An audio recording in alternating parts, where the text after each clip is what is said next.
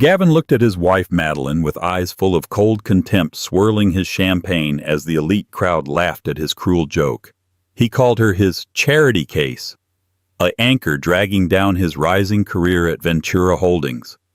He thought she was just a plain, silent woman he could bully into submission. He thought tonight was his night to shine. But Gavin forgot one thing. Silent waters run deep. In exactly 1 hour, the host of this luxury gala, the man Gavin was desperate to impress, would walk onto the stage and drop a truth bomb that wouldn't just ruin Gavin's career, but shatter his entire reality. Gavin came to the party feeling like a king, but he was about to leave with nothing. The silence inside the stretch limousine was suffocating. It wasn't a peaceful silence. It was the kind of heavy, pressurized quiet that comes before a storm. Madeline sat pressed against the cold leather of the door, trying to make herself as small as possible. She smoothed the fabric of her navy blue dress, a modest, off-the-rack gown she had bought 3 years ago. It was clean-pressed and elegant in a simple way, but compared to the flashing neon lights of the city passing by outside, it felt dull. Gavin sat across from her, scrolling furiously on his phone. The blue light illuminated his sharp jawline and the deep furrow between his brows. He was handsome, objectively speaking. He wore a bespoke tuxedo from Savile Row, a vintage Patek Philippe watch on his wrist, and shoes that cost more than Madeline's first car. He looked every inch the rising star of Ventura Holdings, the man predicted to take the VP seat by the end of the quarter. "Are you going to sulk all night?" Gavin didn't look up from his phone. His voice was smooth baritone and laced with irritation. "Because if you are, I can have the driver turn around and drop you off. I don't need a dark cloud hovering over me while I'm trying to close the deal with Arthur Penhaligon." Madeline took a breath, keeping her eyes on the passing skyline. "I'm not sulking, Gavin. I'm just nervous. You know I don't fit in at these events." Gavin finally looked up. His eyes swept over her, dissecting her appearance with clinical cruelty. He looked at her simple pearl earrings fakes and the lack of professional makeup. He sneered. "You don't fit in because you don't try, Madeline." He snapped, locking his phone and tossing it onto the seat beside him. "Look at you. Everyone else's wives will be wearing Versace Dior custom pieces. You look like you're going to a parent-teacher conference. I told you to buy something new." "You blocked the credit card, Gavin," Madeline said softly, her voice steady despite the sting in her chest. "You said we were optimizing assets for the new investment portfolio." Gavin rolled his eyes, a gesture of exaggerated patience. "That's finance, Madeline. You wouldn't understand. I expected you to use some initiative, maybe dip into that little savings account of yours. But no, you'd rather embarrass me. Do you have any idea how important tonight is? Arthur Penhaligon is the most elusive investor in the state. If I impress him, I get the promotion. If I get the promotion, we move to the penthouse. But if he sees me with a wife who looks like this, he's going to think I lack taste and judgment." He leaned forward, his cologne a sharp, musky scent that used to smell like home but now smelled like anxiety, filling the space between them. "Tonight you are not my wife. You are an accessory, and right now you're a cheap one. So, here is the rule. You do not speak unless spoken to. You do not laugh at your own jokes. You stand 3 steps behind me, hold my drink if I need my hands free, and smile. Can you manage that, or is that too complex for you?" Madeline met his gaze. There was a time when his insults would have made her cry. 3 years ago, when they first married, she would have begged for his forgiveness. She would have apologized for being too plain, too quiet, too boring. But 3 years of emotional erosion had left something hard and jagged underneath her soft exterior. "I can manage Gavin," she said. "Good." He checked his watch. "And fix your hair. A strand is loose. It looks messy." The car began to slow down. Through the tinted windows, the entrance to the Grand Oak Haven estate came into view. It was blinding. Searchlights swept the sky and a red carpet stretched up the massive stone steps like a tongue waiting to swallow them whole. Paparazzi lined the velvet ropes, their cameras flashing like lightning storms. This was the Obsidian Gala, the most exclusive charity event of the year, hosted by the mysterious billionaire philanthropist Arthur Penhaligon. Gavin adjusted his cufflinks, his demeanor shifting instantly. The scowl vanished, replaced by a practiced, charming smile. He looked like the perfect husband, the perfect businessman. "Showtime," he muttered. "Don't mess this up, Madeline." The chauffeur opened the door. Gavin stepped out first, waving to a few people he didn't even know, basking in the attention. He didn't offer a hand to help Madeline out. She climbed out herself, her heel catching slightly on the plush carpet, but she recovered quickly. She walked to his side, but he subtly angled his shoulder, creating a physical barrier between them. He wasn't walking with her. He was walking near her. "Gavin! Gavin Lawson!" A voice called out from the crowd of tuxedoed men near the entrance. It was Lucas, a junior associate at Gavin's firm, accompanied by a woman in a shimmering gold dress that was cut dangerously low. "Lucas," Gavin beamed, shaking the man's hand vigorously. "Good to see you. And Jessica, you look stunning as always." Jessica, a marketing executive at Ventura Holdings, who Madeline suspected had been working late with Gavin far too often lately, flashed a dazzling, predatory smile. "Gavin, stop it." Jessica giggled, touching his arm with a familiarity that made Madeline's stomach turn. "You look dashing. That tux is absolute perfection." She glanced at Madeline, her smile dimming by a fraction, her eyes flicking up and down. "And... oh, Madeline, you're here. How quaint. Is that the same dress you wore to the Christmas party in 2023? Gavin let out a short, sharp laugh. "I tried to tell her, Jessica, some people just don't appreciate the finer things. She's sentimental. Or stubborn." "Well, it's certainly brave," Jessica cooed, linking her arm through Lucas's but keeping her body turned toward Gavin. "Let's go inside," Gavin said, effectively cutting Madeline out of the circle. "I heard Penhaligon is already in the VIP lounge. I need to get FaceTime before the old man gets tired." They moved toward the massive oak doors, Gavin and Jessica chatting animatedly about quarterly projections and office gossip while Madeline trailed behind the ghost at the feast. As they crossed the threshold into the ballroom, the sheer scale of the wealth hit them. Crystal chandeliers the size of small cars hung from the ceiling. A live orchestra played Debussy in the corner. Champagne towers defied gravity on tables draped in silk. Madeline took a deep breath. Gavin thought she was here to be his silent prop. He thought she was trapped. But as her eyes scanned the room, landing on the security detail standing near the back exits, her expression remained calm. Gavin didn't know that the invitation hadn't actually been addressed to Mr. Gavin Lawson and Guest. It had been addressed to Mrs. Madeline Lawson and Guest. Gavin had just been too arrogant to read the envelope before tearing it open. The ballroom was a sea of black ties and designer gowns, a swirling kaleidoscope of power and influence.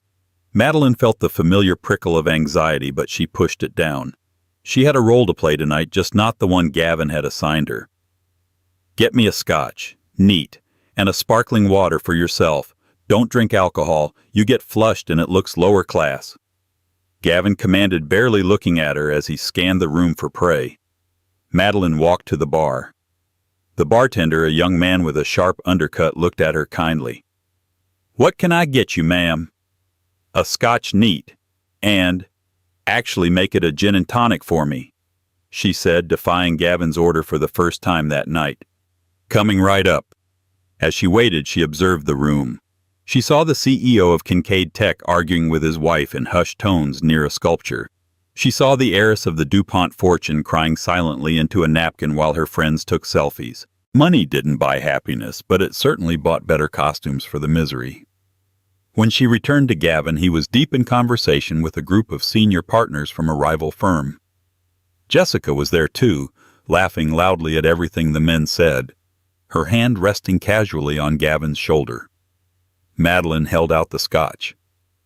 Gavin took it without a thank you, not even breaking eye contact with the man he was speaking to, Mr. Henderson, a heavy-set man known for his ruthless acquisition tactics. "Ah, the wife returns," Henderson boomed, his face flushed with wine. "Gavin, you were just telling us about the restructuring plan." "Yes," Gavin said, taking a sip of the scotch. "Efficiency is key. You have to trim the fat. If an asset isn't performing, you cut it. It's the same with employees, and frankly," he glanced at Madeline with a smirk, "it's a philosophy I apply to everything. Why hold on to dead weight?" The men laughed. It was a cruel boys' club laugh. "This is Madeline." Gavin introduced her with a wave of his hand as if presenting a mildly disappointing exhibit. "She used to be a librarian.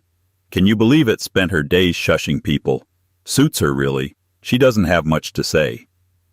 "A librarian?" Jessica chimed in, her voice dripping with faux sweetness. "That's so sweet. Do you miss the dust, Madeline?" Madeline took a sip of her gin and tonic, the bubbles biting her tongue. "I miss the quiet," she said, her voice clear. "And I miss being around people who read books rather than just check their bank balances." The circle went silent for a second. Henderson's eyebrows shot up. Gavin's hand tightened around his glass. His smile didn't waver, but his eyes turned to ice. "She has a unique sense of humor," he said through gritted teeth. "Very dry, unlike her personality." He turned his back on her, effectively dismissing her from the conversation. "Henderson, about the Penhaligon merger." Madeline took the hint. She wandered away, drifting toward the edge of the room. This was her life now. Ignored, mocked, paraded around when necessary, and shelved when inconvenient. She found a spot near a large pillar, partially obscured by a massive floral arrangement of white lilies. From here she could see the entire room. She watched Gavin work the crowd. He was good, she had to admit. He was charming, attentive, and projected an aura of success. But it was all a facade. They were drowning in debt. Gavin's gambling habit, high-stakes poker games he claimed were networking, had drained their savings. The lease on his luxury car was overdue. He needed this promotion or everything would collapse. "He's working hard," a voice said from beside her. Madeline jumped slightly. She hadn't realized someone was standing in the shadow of the pillar with her. She turned to see an older man. He was sitting in a wheelchair tucked away from the flow of the crowd. He wore a tuxedo that looked expensive, but dated perhaps from the 90s. His hair was white and thinning, and he held a cane with a silver wolf's head handle across his lap. "He is," Madeline agreed politely. "He's very ambitious." "Ambition is a fuel," the old man said, his voice raspy but warm. "But it burns dirty if you don't refine it with integrity." He looked at her with piercing blue eyes. "You're his wife." "I am, Madeline Lawson." "And you are hiding behind a fern, Madeline Lawson." "I'm not hiding," she corrected, a small smile touching her lips. "I'm observing. My husband prefers I stay out of the way of serious business." "Is that so?" The man chuckled. "And what is your business?" "Oh, I don't have business here," Madeline said.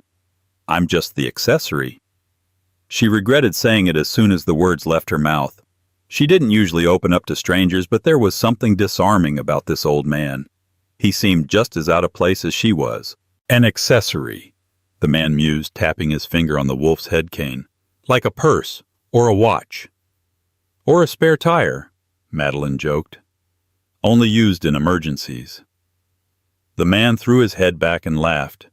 It was a genuine belly-shaking laugh that drew a few stares from nearby guests. Gavin, who was across the room, glanced over. When he saw Madeline talking to a cripple in an old suit, his face darkened.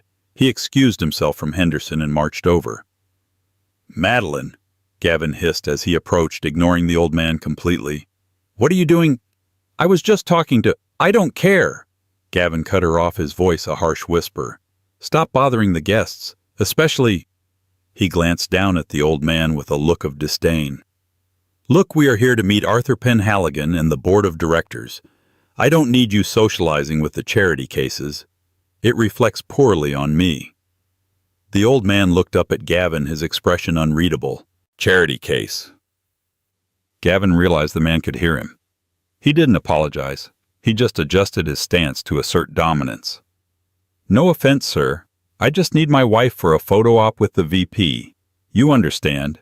Come on, Madeline." He grabbed her upper arm. His grip was tight, bordering on painful. "Gavin, you're hurting me," she whispered. "Move," he commanded. Madeline allowed herself to be pulled away, but not before glancing back at the old man. He wasn't offended. He was watching Gavin with a look of intense, calculated curiosity. He gave Madeline a small, almost imperceptible nod. Gavin dragged her to the center of the room near the stage. "Stay here," he ordered. "Penhaligon is about to give his speech. I need to be in the front row. And fix your face. You look miserable." "I am miserable, Gavin." "Well, fake it. That's what being a wife is." Suddenly the lights in the ballroom dimmed. A spotlight hit the center stage. The chatter died down instantly. The orchestra stopped playing. A tall woman in a red dress walked to the microphone. "Ladies and gentlemen, distinguished guests, thank you for joining us at the 20th Annual Obsidian Gala. Tonight is a night of surprises. We have raised over $5 million for the foundation." Applause rippled through the room. Gavin clapped enthusiastically, looking around to make sure people saw him clapping.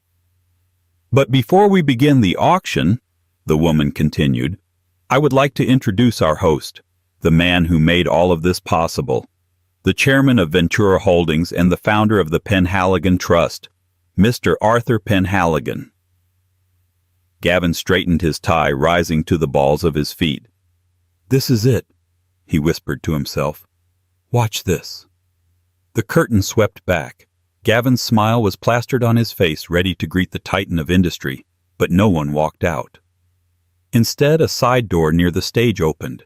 A ramp extended, and slowly rolling into the spotlight in his wheelchair came the old man in the dated tuxedo. The same old man Gavin had just called a charity case. The room erupted in applause. Gavin froze. His hands stopped mid-clap. The color drained from his face so fast it looked like he had seen a ghost. "That's—" Gavin stammered, his voice trembling. "That's the cripple." "That—" Madeline whispered, a strange calmness settling over her, "is Arthur Penhaligon." Arthur rolled to the center of the stage. He adjusted the microphone stand. He looked out over the crowd, his blue eyes twinkling. He scanned the front row until his gaze locked directly on Gavin. He didn't smile. "Welcome," Arthur said, his voice amplified, booming through the hall. "I see many familiar faces tonight, and I see some new ones, some very eager ones." Gavin swallowed, hard beads of sweat forming on his forehead. He won't remember," Gavin muttered to himself. "It was just a second. He won't remember." "Tonight," Arthur continued, "I am not just here to ask for money. I am here to make an announcement regarding the future of Ventura Holdings. As many of you know, my health has been declining. It is time for a new generation to take the helm." Gavin's panic momentarily turned back into hope. "The VP spot," he whispered. "He's announcing the VP."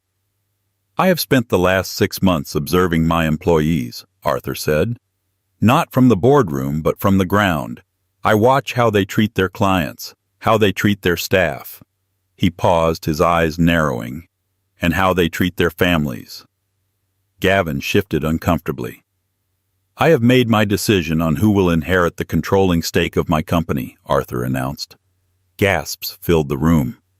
This wasn't just a promotion. This was the keys to the kingdom. "But first," Arthur said, "I'd like to invite a young executive to the stage, someone who believes highly in trimming the fat and removing dead weight, Mr. Gavin Lawson.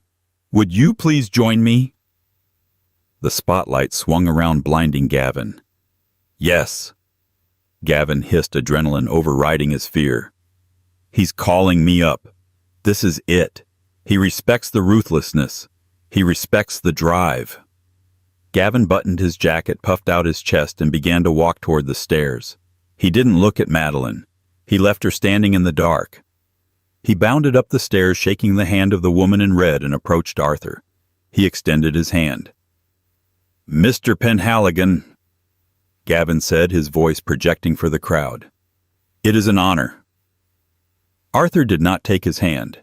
He left Gavin hanging there, hand extended in the void, for 5 agonizing seconds.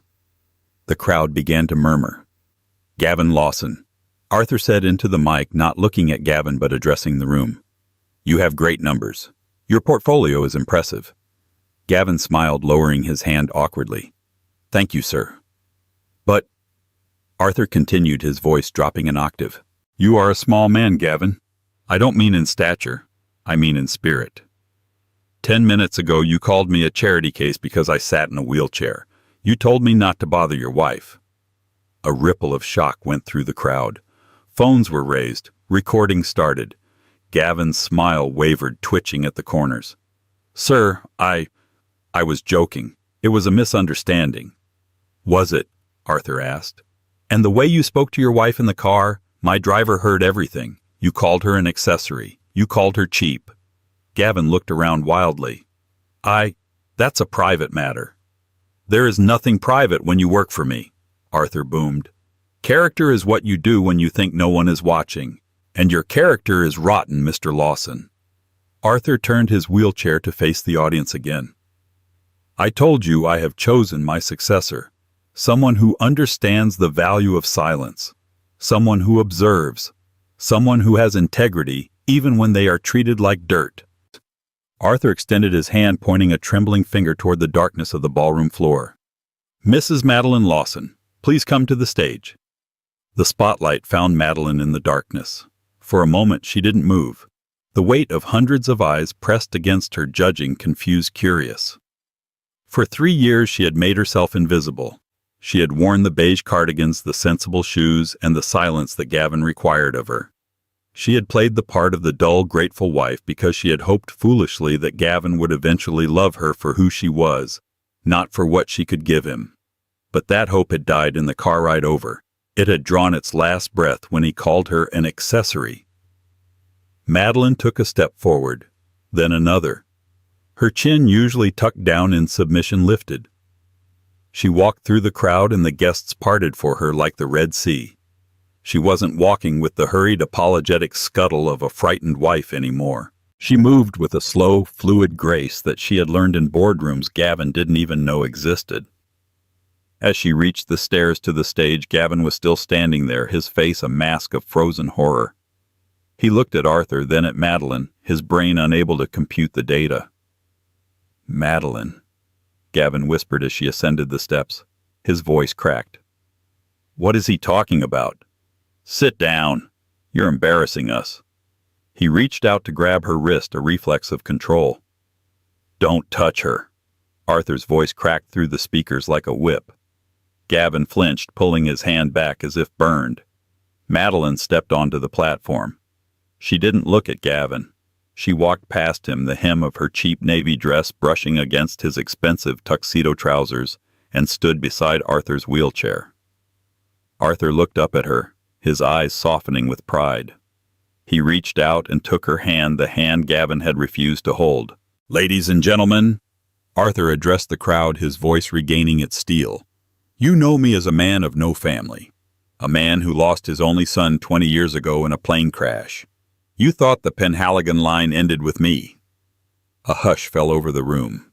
Even the waiter stopped serving. "I thought so too," Arthur continued. "Until 3 years ago.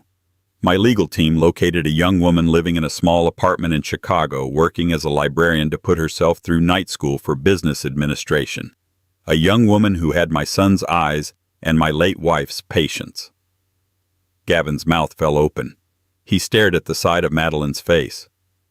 "Madeline," Arthur said, squeezing her hand, "is my granddaughter. She is the sole heir to the Penhaligon estate and the majority shareholder of Ventura Holdings." The room erupted. It wasn't applause this time. It was a chaotic wave of gasps, whispers, and exclamations. Drinks were spilled.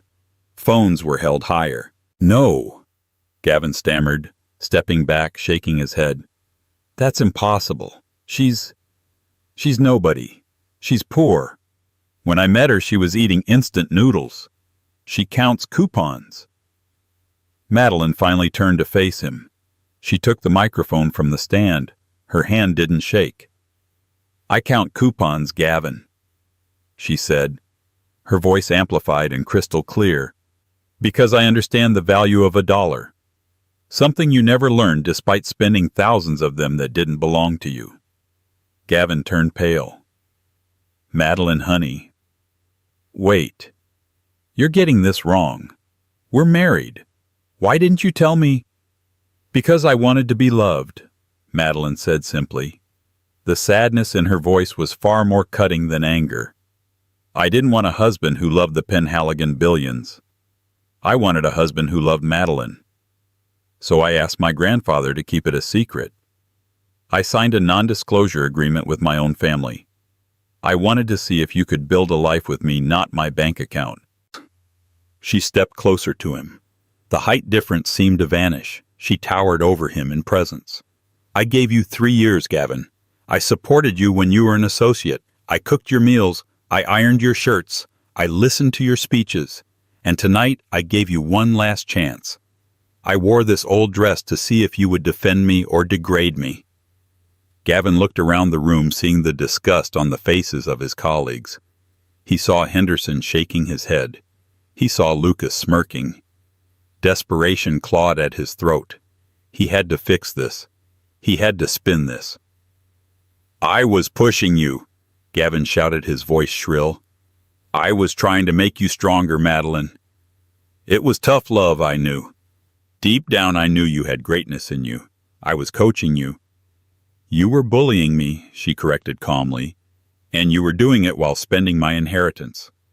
What? Gavin blinked. The investors you played poker with. Madeline tilted her head. The debts you racked up.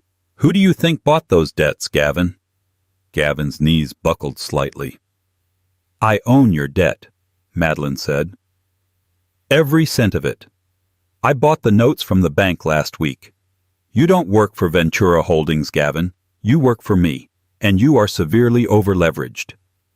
Arthur chuckled a low, rumbling sound. I taught her that, he said to the crowd. Never let your enemy know you hold the knife until it's already at their throat.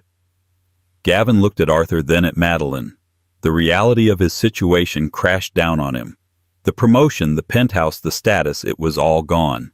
But worse than that, he realized he had been sleeping next to a sleeping dragon, poking it with a stick, thinking it was a sheep. Madeline, please. Gavin dropped his voice, trying to be intimate, trying to use the charm that had worked on her years ago. Baby, we can talk about this at home. We're a team. Remember, you and me against the world. There is no you and me anymore, Madeline said. She reached into her small clutch purse, the cheap one he had mocked earlier, and pulled out a folded piece of paper. What is that? Gavin asked. You mentioned earlier that we needed to trim the fat and remove dead weight from the company assets, Madeline said, unfolding the document. I completely agree. This is a restraining order, and this, she handed him a second envelope, is a notice of termination. You're fired, Gavin. The silence that followed Madeline's declaration was absolute. It was the kind of silence usually reserved for funerals or executions. Gavin stood center stage holding the papers. The termination notice trembled in his hand. He looked like a man who had stepped off a curb and been hit by a bus. Fired, he whispered. You can't fire me. I'm the top earner in the Northeast Division. I brought in the Penhaligon account. You didn't bring in the account, Gavin.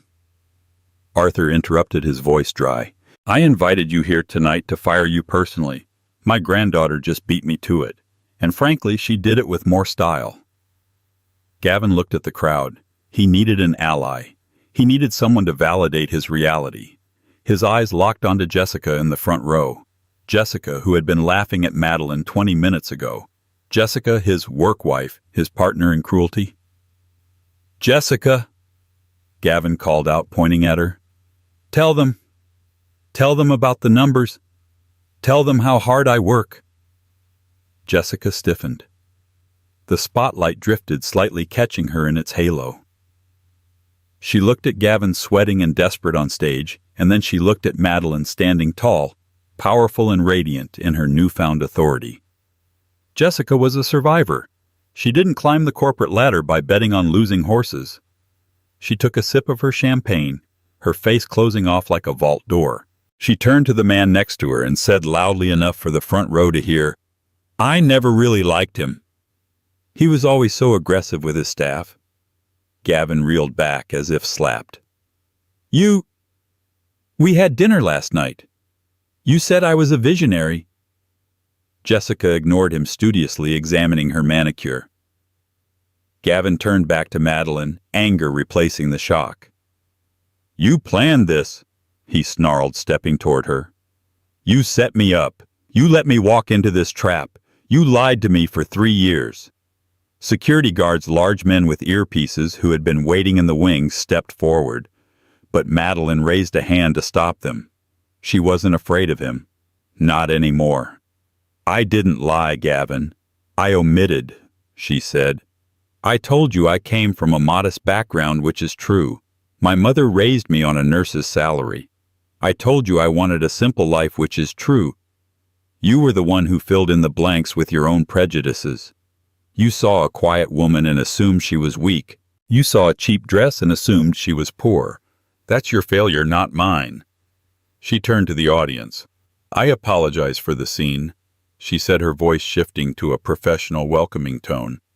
"But Ventura Holdings values transparency, and we value respect. Starting tomorrow, there will be significant changes in our corporate culture. We will no longer reward arrogance. We will reward competence and kindness." The crowd erupted in applause. It was genuine this time. People love a fall from grace, but they love a hero rising even more. "Get him out of here," Arthur commanded the security team. 2 guards moved in. They didn't rough him up. They didn't have to. They just took Gavin by the elbows, treating him like an unruly drunk at a dive bar. "Get off me!"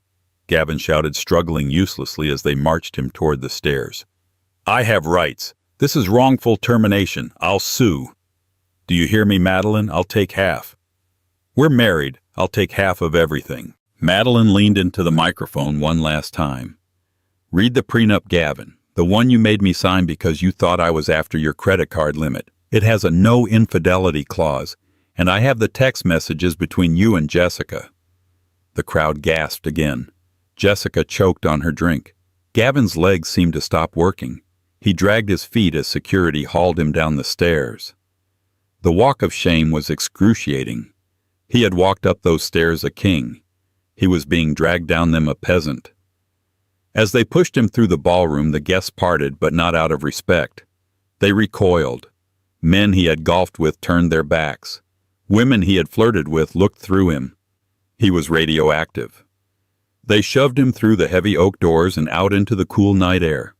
The Gala was warm and golden inside. Outside it had started to rain. "And don't come back," the head of security said, tossing Gavin's phone, which he had left in the limo, onto the wet pavement. Gavin stumbled, catching his balance on one of the stone pillars. He watched the doors close, shutting off the music and the light. He was alone. He scrambled for his phone. The screen was cracked. He dialed the only person he thought might help him. Lucas, man. Listen, it's a disaster. She's crazy. I need a place to crash, just for tonight." "Gavin?" Lucas's voice was tinny on the line. "Don't call me. Serious, man. I'm up for review next month. If they see your number on my log, I'm toast. Lose this number." Click. Gavin stood in the rain, the water soaking his Savile Row tuxedo. He looked at the limo waiting at the curb. He ran toward it. Jerry, take me home." Gavin banged on the window. The window rolled down an inch. The driver, Jerry, looked out. "Sorry, Mr. Lawson. I take orders from Mrs. Lawson now. She told me to wait for her. You'll have to call a cab." "This is my car. I pay the lease." "Actually, sir," Jerry said, his eyes flat, "the company pays the lease, and you're not company anymore." The window rolled up. Gavin stood there shivering. The adrenaline was fading, leaving a cold, hard knot of terror in his stomach. He had no job. He had no car. His credit cards were likely frozen, and he had just been publicly humiliated in front of every major investor in the city. Inside the ballroom, the atmosphere had transformed. The tension brought by Gavin's arrogance had evaporated. Madeline stood off stage, her hand trembling slightly now that the adrenaline was wearing off. Arthur wheeled over to her. "You did good, kid," he said softly. "You did real good." "I feel sick," Madeline admitted, pressing a hand to her stomach. "That was cruel. Was I too cruel?" "He tried to erase you, Madeline," Arthur said sternly. "You didn't destroy him. You just turned on the lights.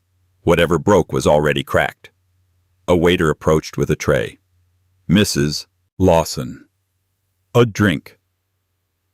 Madeline looked at the scotch on the tray, then at the gin and tonic. She shook her head. "Water," she said. "And please call me Ms. Penhaligon. I'll be changing my name back in the morning." "Of course, Ms. Penhaligon." As she sipped the water, a man approached her. It was Mr. Henderson, the man Gavin had been trying so hard to impress. "Ms. Penhaligon," Henderson said, bowing his head slightly, a sign of respect he had never shown Gavin. "I must say that was quite a performance. Your husband, ex-husband, had us all fooled." "He fooled himself mostly," Madeline said. "I was discussing the merger with him," Henderson said, shifting his weight. "But frankly, I didn't trust him. He talked too much. You, however, you listen. I like that. I'd like to schedule a meeting with you. Monday morning." Madeline smiled. It wasn't the shy, submissive smile of the past 3 years. It was a smile that reached her eyes sharp and intelligent. "Monday sounds perfect, Mr. Henderson, but brings your audit reports. I have some questions about your overhead costs." Henderson laughed a genuine nervous laugh. "I see the apple didn't fall far from the tree. Monday it is." As Henderson walked away, Madeline looked out the window. She could see a solitary figure standing at the gates of the estate, drenched in rain, trying to flag down a taxi that wouldn't stop. She felt a pang of pity, but it was distant, like looking at a stranger in a photograph. Gavin Lawson, the man she had loved, the man she had feared, was gone. All that was left was a wet man in a ruined suit. Madeline turned her back on the window and walked back into the light. The gala was just beginning, and for the first time in her life she was actually at the party. Gavin woke up to the smell of stale cigarette smoke and mildew. He wasn't in the penthouse. He wasn't even in his own guest room. He was in a roadside motel on the outskirts of the city, the only place that would take cash at 2:00 a.m. without a credit card pre-authorization. He sat up, his head pounding with a hangover that felt like a drill boring into his temples. He looked around the room, peeling beige wallpaper, a flickering neon sign buzzing outside the window, and his ruined tuxedo crumpled in the corner like a dead animal. He reached for his phone. It was dead. He plugged it in with a frayed cord he had borrowed from the front desk clerk. As the screen flickered to life, the notifications flooded in. They weren't messages of support. "Did you really call Arthur Penhaligon a cripple? Saw the video? You're toast, man. Don't contact me again." Gavin threw the phone across the bed. A scream of pure impotent rage tore from his throat. He punched the mattress, kicking the sheets off. "She can't do this to me," he snarled to the empty room. "I am Gavin Lawson. I built that portfolio. I am the victim here." He needed a plan. He needed a lawyer. And he needed to strike back before the narrative cemented him as the villain. 2 hours later, Gavin sat in the cramped, paper-cluttered office of Barry Riker, a divorce attorney known for his scorched earth tactics and his ability to find loopholes where none existed. Riker was a small, sweaty man with a stain on his tie and eyes that darted around like trapped flies. "It's a tricky one, Gavin," Riker said, leaning back in his creaking leather chair. "The prenup is tight. If she has proof of infidelity, the alimony is 0. And if she really owns the debt, well, you're looking at bankruptcy." "She lied to me." Gavin slammed his fist on the desk. "She committed fraud. She pretended to be poor. Isn't that entrapment or marriage by deception? Riker chewed on the end of a pen. Fraud is a stretch. There's no law saying a spouse has to disclose their net worth unless it's during the divorce proceedings. But, Riker's eyes narrowed. We can use the deception. We can spin it. The court of public opinion moves faster than the court of law. What do you mean? She humiliated you publicly. She fired you publicly. That looks vindictive. It looks like a setup. Riker explained, a greasy smile spreading across his face. If we go to the press, exclusive interview, tears in your eyes, we paint her as the psycho heiress. The woman who lied to her husband for 3 years just to destroy him for sport. Rich people are hated right now. We play the working man crushed by the billionaire elite card. Gavin sat back, the gears turning. He liked it. It played to his vanity. He wasn't a failure. He was a martyr. And what do we get out of it? Gavin asked. A settlement, Riker said. We make enough noise, threaten to drag her name through the mud for months, and she'll pay you to go away. We aim for $5 million. Hush money. Gavin smirked. Let's do it. So, by noon, Gavin had showered, shaved, and bought a cheap but respectable suit from a department store. He felt like himself again. He walked toward the glass doors of Ventura Holdings, not to work, but to cause a scene. He knew the paparazzi were already camping outside, hungry for the follow-up to the Gala drama. He marched toward the entrance, chin high. Mr. Lawson. The head of security, a man named Frank, who Gavin had ignored for 5 years, stepped in front of the revolving doors. You're not permitted on the premises. I'm here to collect my personal effects, Frank, Gavin said loudly, making sure the cameras nearby caught it. Surely my wife hasn't stolen my personal property, too. Your personal effects have been boxed and shipped to the address you provided to HR, Frank said impassively, which I believe is the Red Roof Motel on Route 9. A few photographers snickered. Gavin's face flushed red. This is illegal. I have rights, Gavin shouted, turning to the cameras. You see this? This is how they treat people. She lied to me for 3 years, and now she locks me out like a criminal. Suddenly, the glass doors opened. But it wasn't Madeline. It was Jessica. She was carrying a box of her own items. She looked tired. Her eyes were red. Jessica. Gavin stepped forward. Did they fire you too? See, I told you she was crazy. Jessica looked at him with pure venom. Stay away from me, Gavin. I didn't get fired because she's crazy. I got fired because you dragged me into your mess. Security flagged every email we ever sent to each other, every joke about her, every plan to undermine her. We can fight this, Jess, Gavin pleaded, lowering his voice. Riker says we can sue for wrongful termination. Join me. We can take her down together. Jessica laughed, a harsh, bitter sound. You don't get it, do you? She's not just rich, Gavin. She's competent. I saw the audit logs before I left. She's been reviewing the accounts all morning. She knows everything. Everything. Gavin felt a cold chill slide down his spine. Everything, Jessica repeated. Good luck, Gavin. You're going to need it. She pushed past him, hailing a cab. Gavin stood on the sidewalk, the cameras flashing. He felt the ground shifting beneath him, but he was too far gone to stop. He dialed Riker. Book the interview, Gavin said. Channel 4. Tonight. We burn her down. Gavin woke up to the smell of stale cigarette smoke and mildew. He wasn't in the penthouse. He was in a roadside motel on the outskirts of the city, the only place that took cash without a credit card hold. He stared at the peeling beige wallpaper, his head pounding with a hangover that felt like a drill. He checked his phone. It was flooded with messages, none of them kind. Did you really call Arthur Penhaligon a cripple? Saw the video? You're toast. Gavin threw the phone across the bed. Rage, hot and blinding, clawed at his throat. He wasn't the villain here. He was Gavin Lawson. He had built that portfolio. He was the victim of a long con. An hour later, he sat in the cramped office of Barry Riker, a divorce attorney known for scorched earth tactics. Riker was a small, sweaty man with a stain on his tie.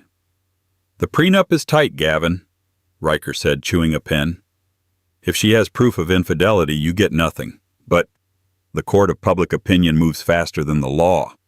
She lied to me." Gavin slammed his fist on the desk. "She pretended to be poor for 3 years. Riker's eyes narrowed into a greasy smile. "Exactly. We spin it. We paint her as the psycho heiress, the billionaire who tricked the hard-working husband just to destroy him for sport. We make enough noise, threaten to drag her name through the mud, and she'll pay you a settlement just to go away. We aim for $5 million. Gavin smirked. He wasn't a failure.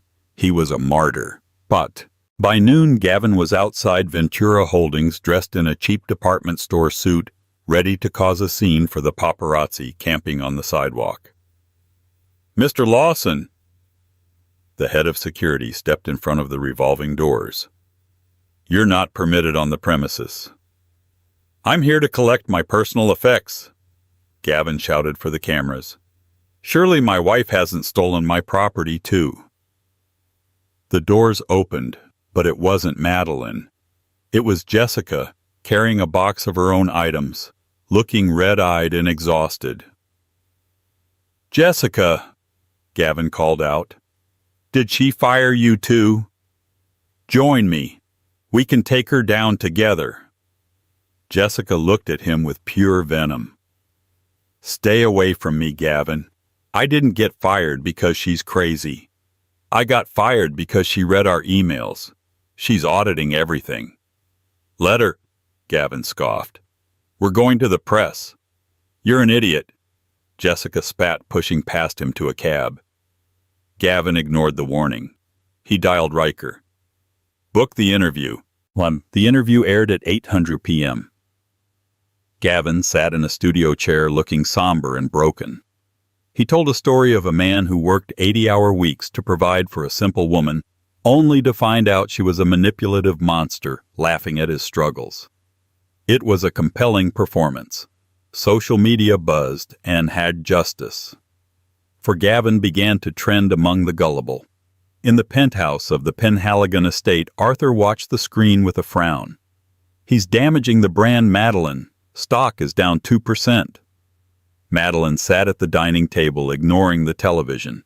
She was focused on a stack of financial documents. "Let it drop," she said calmly. "He thinks this is a divorce battle. He doesn't realize it's a criminal investigation."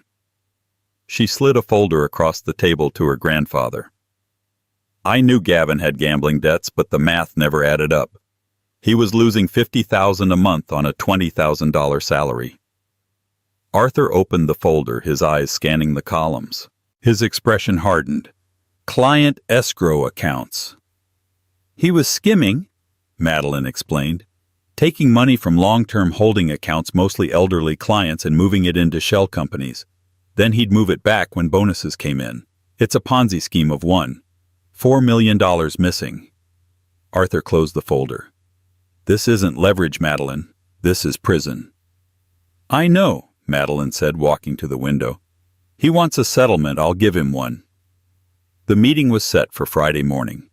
Gavin arrived at Ventura Holdings with Riker feeling triumphant. The media blitz had worked.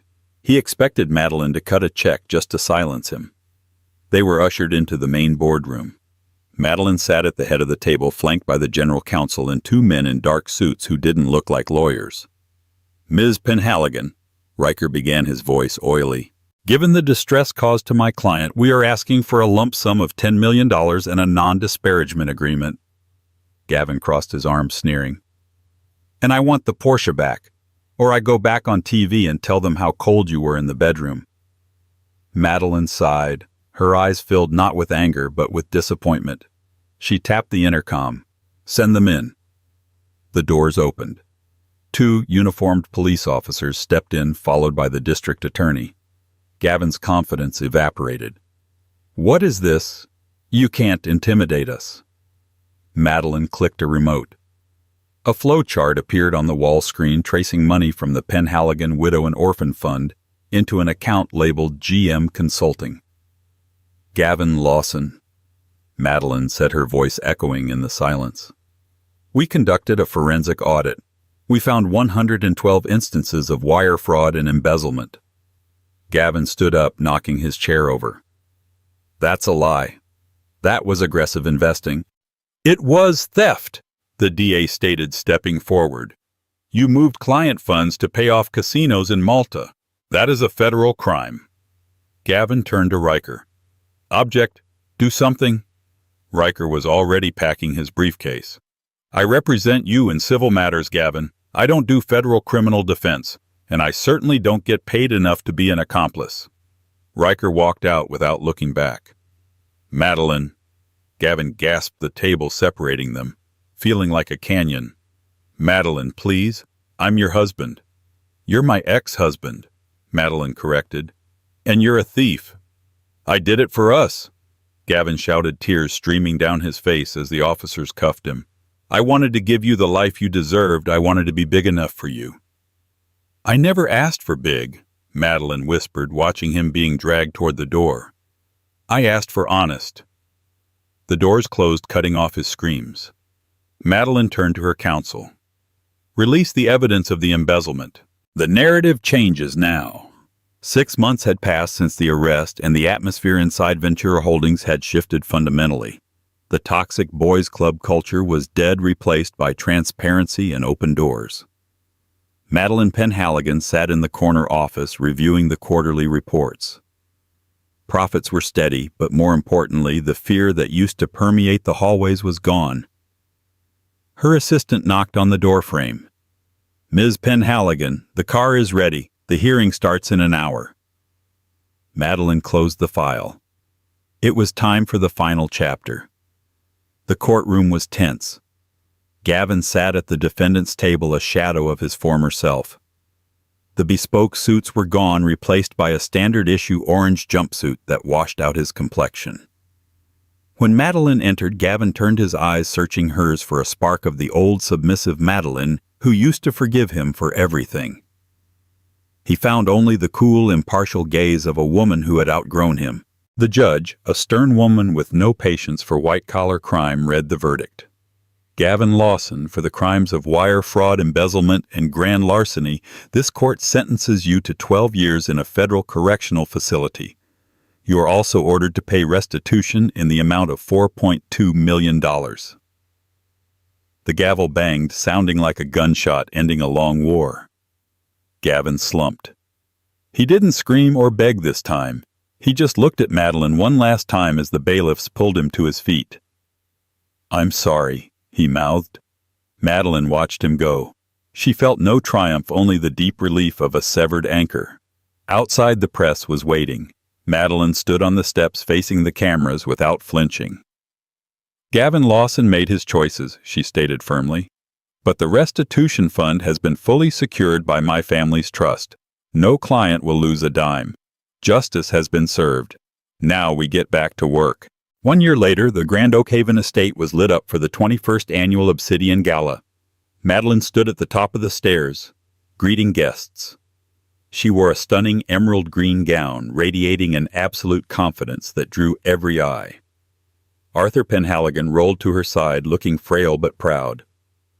I heard you raised $8 million before the doors even opened. Arthur chuckled.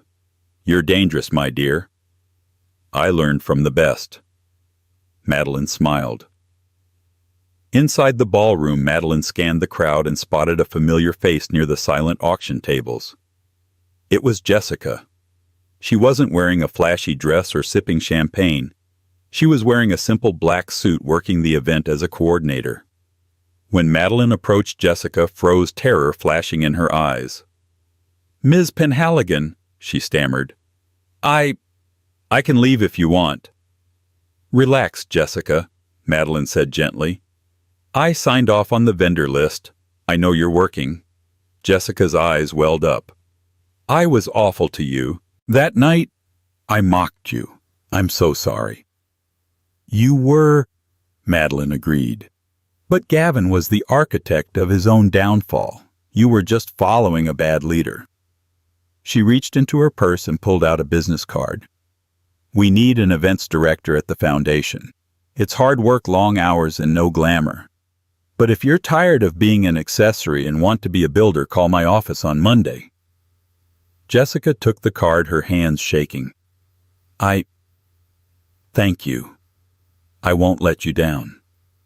I know, Madeline said, because I'll be watching.